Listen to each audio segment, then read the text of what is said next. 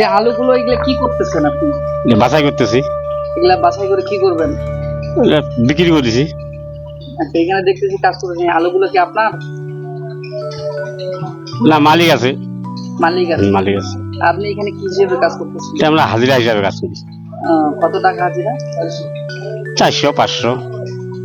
মানে আপনি কত পাচ্ছেন? 500 ভাই। 500 পায়। আপনি কি শুধু এই হাজিরা কাজ করেন না কোনো আবাদ পানি করেন? আবার তো আমি কৃষিও করি, তুই হাজিরা কাজ করি, দুইটাই। কৃষি কি কি আবাদ করেন? আমি মানে আলু করি না, তাছাড়া ধান লাগাই, ভুট্টা করি, বাদাম করি।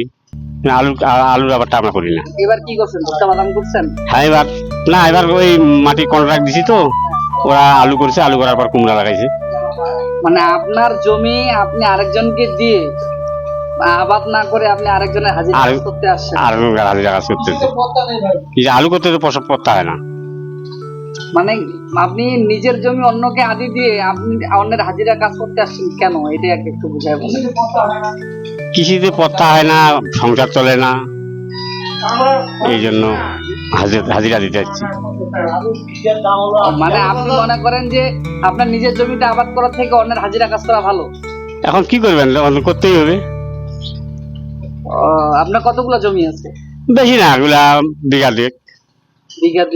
বিঘা দুয়েক জমি ছেড়ে আপনি অন্যের কাজ করতে আসছেন। ছেলে মেয়ে কয়জন আপনার? আমার ছেলে একটা, মেয়ে একটা। ছেলে একটা, মেয়ে একটা। ছেলে বড় না মেয়ে বড়? ছেলে বড়। বিয়ে দিচ্ছেন? ছেলে বিয়েছি। ছেলে কি আলাদা খান না একটাকে? এখানে খান। ছেলে বাজার ঘাট করে, সংসার কাজ করে? আমি আছি, কাজ করে, কিন্তু আমি আছি এখন। ছেলে বাজার করে না, আমি করি সবকিছু। কাজ করে ছেলে। তাই? এই 500 টাকা হাজিরা যে আপনার কি যেন বলেন, নিজের জমি আবাদ করা বাদ দিয়ে মানুষের হাজিরা কাজ করছেন 500 টাকা, এটা সংসার চলে? বাড়িরও কিছু আছে, ওইটা নিয়ে এইটা নিয়ে একটি জোড়া দিয়ে চলে, এভাবে চলাই না, চলতে হবে। মানে আপনার মতামতে কৃষিতে লাভ নাই? কৃষিতে লাভ নেই। আপনি কত বছর থেকে কৃষি করেন? করি মোটামুটি 10-15 বছর।